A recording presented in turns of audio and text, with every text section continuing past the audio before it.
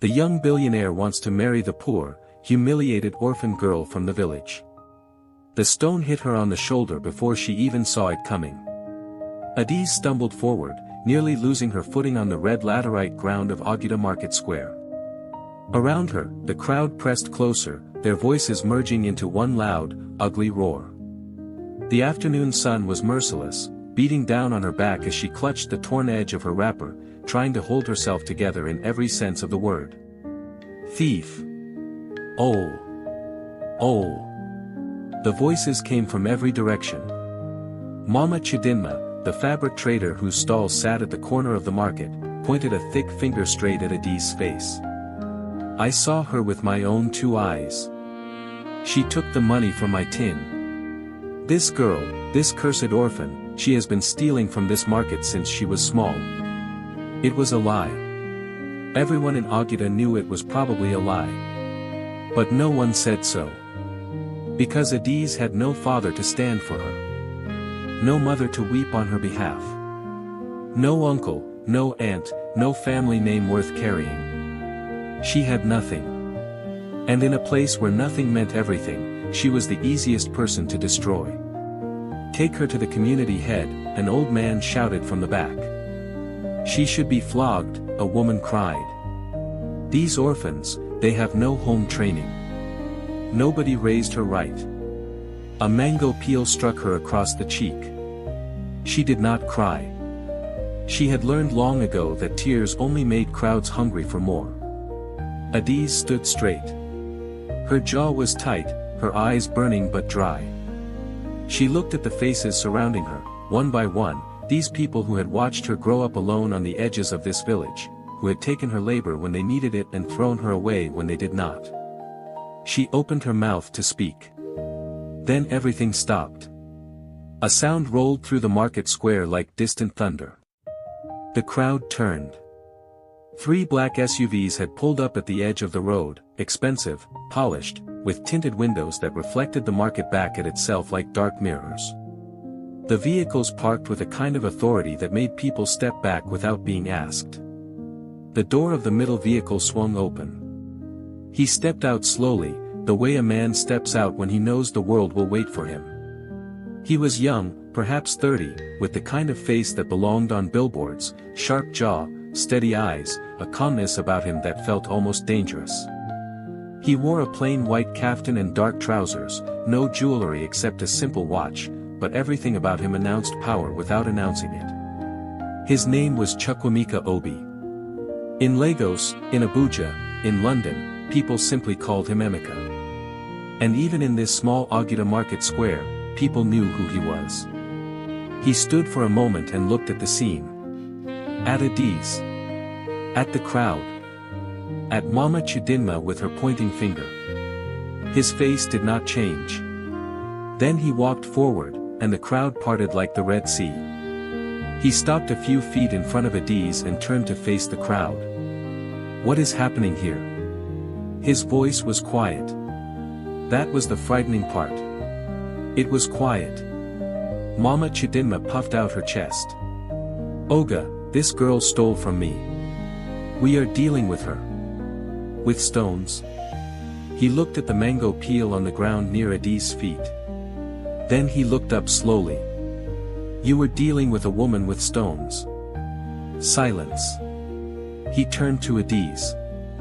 He looked at her for a long moment, taking in the torn wrapper, the mark on her cheek, her straight-backed refusal to crumble. Something moved behind his eyes, something quick and deep that came and went before anyone could name it. He spoke clearly, loudly enough for the whole crowd to hear. From today, this woman is under my protection. I intend to marry her. Anyone who raises a hand or a voice against her answers to me. The market square went completely, absolutely silent. And then it exploded. Laughter. Loud, disbelieving, villager laughter. Old women slapping their thighs. Men shaking their heads. Even some of the young traders giggled behind their hands, as though they had just heard the most ridiculous thing in the world. Adise herself stared at him. Her expression was not gratitude. It was something between confusion and fury. "Who are you?" she asked. He met her gaze. "Someone who needs to speak with you." "I don't know you." "You will." She took one step back. "I don't need your pity." Something shifted in his face. Not a smile exactly. Something quieter. "Good," he said. "Because I'm not offering pity. If you are already feeling the tension in this story, do yourself a favor and subscribe right now, because this is only the beginning." Adiz Nwosu was 24 years old, and she had been alone since she was 9. Her mother died of a fever the harmattan of that year. Her father had already been gone for 2 years before that, swallowed by one of those roads between here and Lagos that swallow men and never return them. She had no siblings. Her father's relatives had come once after the burial, looked around the small house, divided the few things worth taking, and left. They did not take Adiz. They did not think of her as something worth taking. She survived by working. She fetched water for households that paid her in small change and leftovers. She helped traders carry goods at market days. She weeded farms during planting season. She did whatever quiet, invisible labor the village needed and forgot about. She had learned to eat once a day when necessary, to sleep without dreaming, and to keep moving. She was not soft. She was not broken. She was worn down in the way that metal gets worn down when something harder keeps pressing against it, not destroyed, but changed in shape, smoother in some places, sharper in others. She did not trust kindness. Kindness in Oguta usually came with a bill attached. Emeka Obi had grown up in a different universe. His father, Chief Obiora Obi, was one of the 5 wealthiest men in the southeast. The family had money in oil services, real estate, shipping, and 3 other businesses whose names Adiz would not have recognized. Emeka had been educated in Abuja, then London, then Harvard Business School. He had come back to Nigeria at 26 with a cold precision that impressed his father and frightened everyone else. He ran the Lagos operations of Obi Holdings with a ruthlessness that was never cruel but was always final. He did not raise his voice. He did not repeat himself. He made decisions the way other men breathed. People who knew him said he had no softness anywhere. His own mother, Lolo Ngozi, said it with a kind of pride. "My son does not feel. He thinks. That is why he will be great."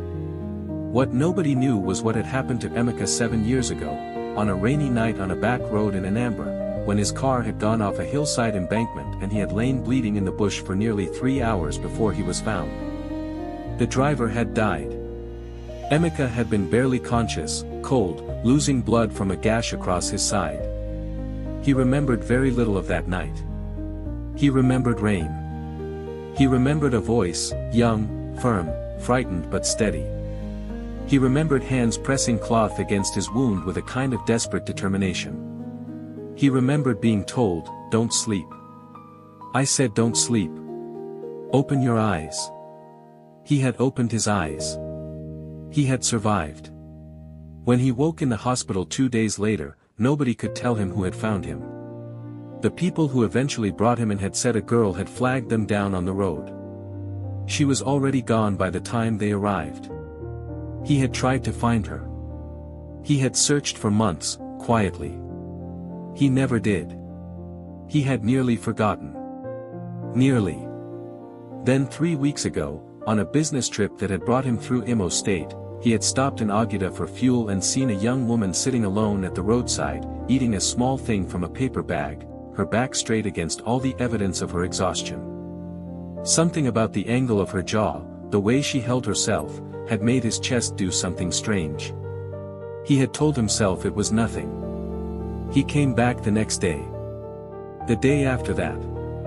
On the 5th day, he had seen the mob. Now Adiz stood outside the door of the small room she rented at the back of a widow's compound, arms crossed, eyes steady, looking at Emeka Obi and his 2 assistants who stood at a respectful distance. "You said you wanted to talk," she said. "Talk.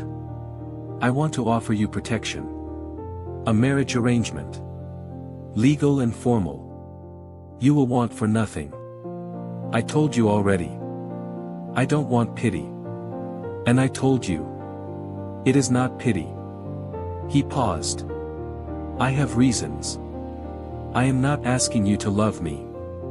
I am asking you to trust a transaction. A transaction. She laughed once, short and humorless. You want to buy me. I want to protect you. There is a difference. Is there? Her eyes were sharp on his face. You walked into my life today. You announced to a crowd of people that you own me. You decided something about my life without asking me. How is that different from what they were doing with their stones? He was quiet for a moment. It was the quiet of a man who has just had something true said to him and is deciding what to do with it. You are right, he said simply. I handled it badly.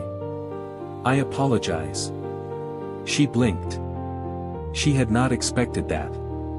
But the offer stands, he continued. Not as ownership. As protection. You need it. Whether you admit it or not. She looked at him for a long time. Outside, a goat bleated somewhere. Somewhere further away, a woman was singing. If I say no, she said quietly, what happens? Then I leave and you never see me again. And if I say yes? Then your life changes. She looked down at her hands. Her knuckles were rough. There was a scar on her right palm from the year she had slipped while carrying a sharp farm tool. She had not cried then either. I am not something you can rescue, she said. But it was softer than before. I know, he said. She looked up. I am not trying to rescue you, he said. I am trying to do something I should have done a long time ago. I just don't know yet how to explain it. She did not understand that. But she said yes. Not because she trusted him.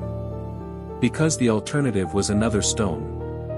The first weeks in Lagos were a war Adiz fought on every front simultaneously. Emeka had moved her into the family's guest quarters in Ikoyi while arrangements were made. The house was the kind of place that made her feel like she was walking inside a magazine, marble floors, high ceilings, staff who moved silently and never looked directly at her.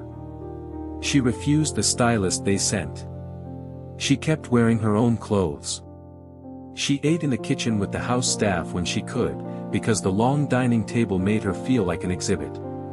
Emeka's mother, Lolo Ngozi Obi, arrived on the fourth day.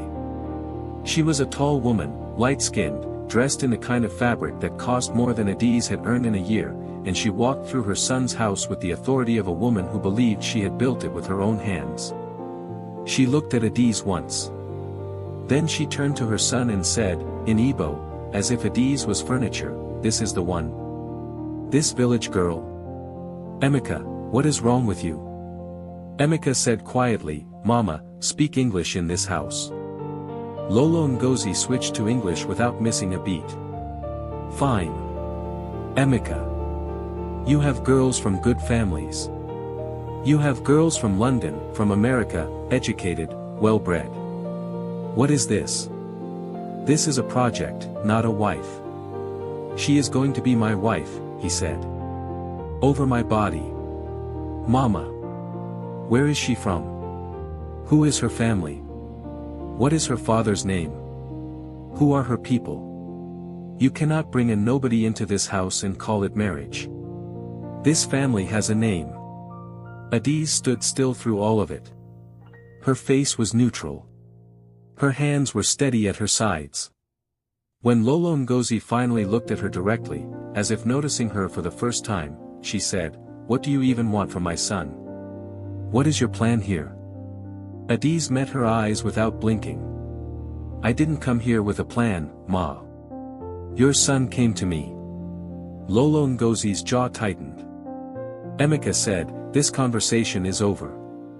But it was not over. It had only just started. There was also Bimp. Bimp Adeyemi was Emeka's ex-fiancée, the woman his family had quietly selected for him 3 years ago, the one he had ended things with in a short, bloodless conversation that she had never forgiven him for. She was beautiful and wealthy and connected, with a smile that could light up a room and eyes that were always calculating something behind it. When she heard about Adiz, she laughed. Her friends laughed with her. Then she stopped laughing and started working. She called Lolo Ngozi. She called family friends. She dug into Adiz's history, which was not difficult because there was almost nothing to dig. She spread the story in the circles that mattered to her, the Ikoyi wives, the Abuja society women, the Lagos Instagram socialites. The story she told was not about a strong young woman who had survived alone. It was about a shameless village girl who had trapped a rich man with tricks nobody could quite name but everyone could imagine. Then came the gala. Chief Obiora Obi, Emeka's father, had been away in London when all of this began. He returned to Lagos and immediately announced a family gathering, a formal dinner at their Victoria Island property. He called it a chance to properly meet Emeka's intended. His wife called it something else entirely. Adiz wore a simple deep blue oak that one of the kind house staff had helped her find. She had refused all of Emeka's attempts to dress her in anything more elaborate. She arrived at the dinner on his arm. She could feel the eyes before she saw the faces. There were perhaps 40 people in the room. The mothers and aunts and family friends and their perfectly dressed daughters and the business associates who had their own reasons for being present. They watched Adiz enter the way people watch something they have already decided is wrong but want to see up close anyway. Bimp was there. She crossed the room to them immediately, with a wide smile and an extended hand. Emeka darling, you look well. She looked at Adiz. And this must be your project. Adiz shook her hand. And you must be Bimp. I've heard your name. Have you? All good things, I hope. Bimp's smile did not reach her eyes. Tell me, where exactly are you from again? I've been trying to place the name. Nwosu, is it? Which Nwosus? Not the Onitsha ones, surely. No, Adiz said evenly. Just the ones from Oguta. You won't know us. Clearly. Bimp sipped her drink. Well. Emeka always did have an interesting eye for things. Emeka said quietly, Bimp. I'm just talking, she said sweetly. Then she moved away into the crowd. The dinner was a long exercise in refined cruelty. Questions asked with smiles attached. Compliments that were not compliments. Small comments about village customs, about education, about family background, all polite, all devastating. Adiz answered every question. She did not perform gratitude. She did not pretend to be less than she was. But by the time she sat down at the table, something in her chest felt like a fist. Then came the moment that broke everything open. Halfway through the dinner, Lolo Ngozi made an announcement. She had found something, she said. Something she felt the family needed to know before this marriage went any further. She had hired someone to look into the incident at Oguta Market that had apparently started all of this. She stood at the head of the table with a kind of cold satisfaction. 3 days before my son found this girl in that market, she said, she had been reported to the community head twice. For stealing. The tin of money at the market was not the first time. There were other incidents. I have documentation. The room was very quiet. Adiz felt ice move through her. It was lies. All lies. Or twisted versions of things that had never happened. But she could see the look spreading around the table like ripples in water. She could feel the story being believed in real time. She looked at Emeka. He was looking at the papers his mother had placed on the table. His face was unreadable. He said nothing. That was the thing that broke her. Not his mother's words. Not the watching faces. Not Bimp's small victorious smile from across the table. His silence. Adiz stood up slowly. Her chair scraped back. Every eye in the room turned to her. I will not sit here, she said, and be tried like a criminal in front of people who have already decided the verdict. She looked at Emeka. I thought you were different. I was wrong. She walked out. Nobody stopped her. Later that night, back in the guest room, she sat on the floor with her back against the bed and let herself feel it, all of it, the exhaustion and the anger and the old familiar weight of being unwanted. She had known. She had known not to trust this. She had known that kindness came with a bill. She had been right all along. No matter where I go, she said quietly to the empty room, I am still the girl everyone wants to destroy. She packed her small bag. She was done. If you are still watching, please take a second to like this video. This story is getting heavier, and it is about to turn completely. He came to find her at 4 in the morning. She had been sitting in the kitchen with her bag, waiting for sunrise so she could take a bus. He stood in the doorway in a plain shirt, and for once he looked like a man who did not know what to do with himself. Adiz. I'm leaving. I know.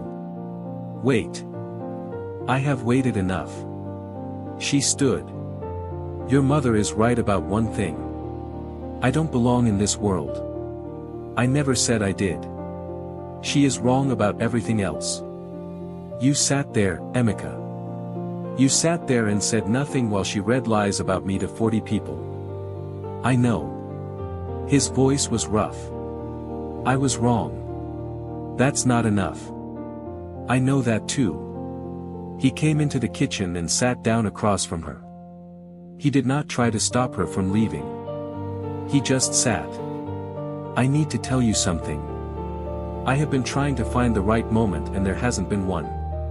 There may not be one. So I'll just say it now. She looked at him. 7 years ago, my car went off a road in Anambra. It was night. It was raining. I was bleeding and I was going to die. Someone found me. A girl. She tore her cloth and pressed it against my wound and she talked to me and kept me awake for almost 3 hours until help came. I never found out who she was. The silence in the kitchen was total. Adiz had gone very still. 3 weeks ago, he continued, when I drove through Oguta and I saw you sitting at the roadside, something happened that I couldn't explain. I kept coming back. And then I saw you in that market, and I reacted before I even understood why. He looked at her directly. I think it was you. On that road. 7 years ago. I think you saved my life and you never knew who I was. She was looking at him with an expression he had never seen on her face before. Something breaking open and reforming at the same time. There was a car, she said slowly. I was 15. I was walking back from my aunt's village, a long way, because I had no money for transport. It was raining badly. I found a man on the roadside near an embankment. I thought he was dead. She paused. I used my wrapper. My good wrapper, the one my mother had left me. I tore it. Her voice was very quiet now. I sat with him until I could flag down a passing truck. Then I left because I didn't want anyone asking me questions. I was just a child alone on the road. I didn't know who he was. Emeka was very still. You gave up your mother's wrapper, he said. It was the only good thing I owned. He looked at her for a long time. And then something happened that nobody who knew Emeka Obi would have believed if they had not seen it themselves. His eyes filled. He said, the woman I doubted tonight is the reason I'm alive. She did not speak. I am going to fix this, he said. Not for you to stay with me. I understand if you don't want that. But I am going to fix this because what was done to you tonight was wrong, and what has been done to you your whole life has been wrong, and I am done being silent about it. She sat for a very long time. The kitchen clock ticked. Somewhere outside, a night bird called once and went quiet. Don't make promises you won't keep, she said finally. I don't make promises, he said. I make decisions. Chief Obiora Obi called his son at 6 in the morning. Emeka answered on the first ring. I saw the girl leave the dinner, his father said. Your mother is pleased. Tell Mama not to be. Emika's voice was very calm. Because I am calling a gathering. 2 days from now. Everyone who was at that dinner last night. And some others. Pause. Emika, what are you doing? Finishing this. He spent those 2 days working. He hired investigators. He called people in Oguta, community members who actually knew the truth. He found the 2 false reports his mother had referenced and traced them back to a single source, a man paid by someone to file them. He gathered every piece of evidence he needed. He called a lawyer. He also called Adiz. She had not left. She was still in the guest room. She did not know why she had stayed. She told herself it was only because the first bus had been full. She knew it was more than that. He came to her room the night before the gathering. You don't have to come tomorrow, he said. I can do this without you there. I want to be there, she said. He nodded. Emika. She said his name like she was testing the weight of it. What do you actually want from this? From me. He was quiet for a moment. Honestly? Please. At first, I thought it was guilt. For what I owed you. Then I thought it was something else. Something I couldn't name. He looked at her steadily. Now I know what it is. But I also know you have spent your entire life with people deciding things for you. So I am going to do something I have never done before. I am going to wait. And let you decide. She looked at him for a long time. That, she said softly, is the first thing you have said to me that sounds like the truth. The gathering was at the Victoria Island property, same hall as the dinner. The family came assuming they were there to be told the wedding was off. Bimp came with the expression of a woman expecting to receive good news. They were not prepared. Emika stood at the front of the room without notes, without assistance, without theatrics. He simply stood and he spoke. He laid out, calmly and completely, the evidence his investigators had found. The false reports traced back to money paid by a contact connected to Bimp's household. The witnesses from Oguta who would confirm that Adiz had never stolen anything in her life, that she had in fact been one of the only honest laborers in the whole market. The community head statement. The testimony of 3 traders who had employed her over the years. Then he told them about the night on the road in Anambra. He told it plainly, without sentiment. The rain, the crash, the girl with the wrapper, the 3 hours in the dark. He told them what she had given up and what she had never asked for in return. The room was completely silent. Lolo Ngozi was staring at her son with an expression that moved through several things before settling into something complicated. Bimp's face had gone very still. You called her worthless, Emika said. Not loudly. Just clearly. You called her a nobody. A village girl. A project. He paused. This woman saved my life when she was 15 years old and had nothing. She gave up the last thing her mother had left her. She asked for nothing and she received nothing. And then she spent the next 9 years alone, surviving in a village where everyone felt free to make her the target of whatever they needed to put down. He looked around the room. I will not be part of that. Not anymore. And this family will not be part of that. Not while I am standing here. He turned to where Adiz sat near the back of the room. He walked toward her. He stopped in front of her. And then Chukwemeka Obi, the man who never knelt for anything, lowered himself to one knee. The room made a sound, a collective breath, a shifting. I am not kneeling because I feel guilty, he said, looking up at her. I am not asking because I think you need saving. You have never needed saving. You needed to be seen. And I should have seen you properly from the beginning. His voice, always so controlled, had something raw in it now. I am kneeling because I love you. Because you are the bravest person I have ever met in my life. Because I want to spend the rest of my life making sure you never have to fight alone again. He held out the ring he had been carrying in his pocket for 4 days. Adis Nwosu. Will you marry me? Not as a transaction. Not for protection. Because I love you and I am asking you. The room held its breath. She looked at him. She looked at the ring. She looked at the faces around the room, the ones that had mocked her, the ones that were now quietly ashamed, the ones that had never seen her and were only now beginning to. She thought about the road in the rain when she was 15, and a dying stranger she had refused to leave. She thought about how she had torn her mother's cloth and pressed it to a wound without knowing whose wound it was. She thought about 9 years of carrying herself through a world that had not made room for her. She thought about the way he had said, "I am going to wait, and let you decide." Her eyes were bright. Not with tears. With something else. Something that had been closed for a very long time and was finally, carefully, choosing to open. "Yes," she said. There were consequences. There are always consequences when truth shows up to a party that was built on lies. Bimp left the gathering early and quickly. The investigation into the false reports became a legal matter that her family settled for quietly, with an apology and a number that Adis never cared about. Lolo Ngozi did not immediately transform into a warm and welcoming mother-in-law. She was a proud woman and proud women do not turn corners all at once.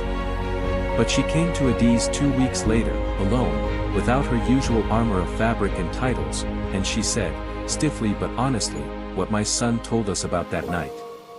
I did not know. I should have done better by you. I will try to. Adis looked at her and said, that is enough for me, Ma. Chief Obiora, who had been watching everything from a careful distance, took his son aside after the gathering and said only, you chose correctly. That was all. For that family, it was the equivalent of a standing ovation. The wedding was a quiet one, by Obi family standards.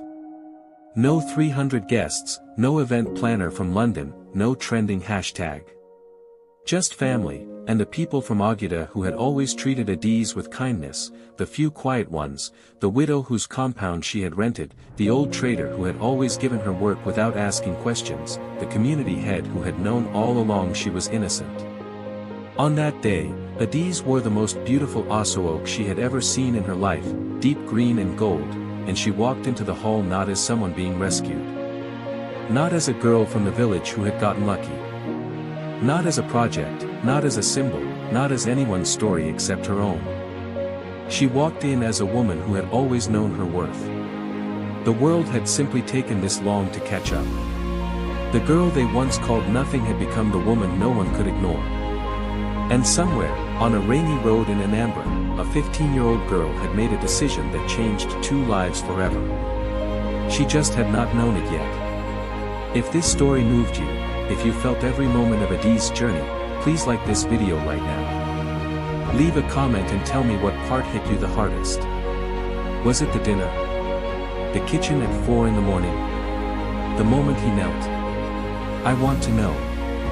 Subscribe to this channel so you never miss a story, because the next one will have you talking for days.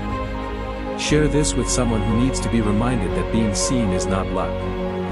It is something that was always owed to them. Thank you for watching till the end. You stayed, and that means everything.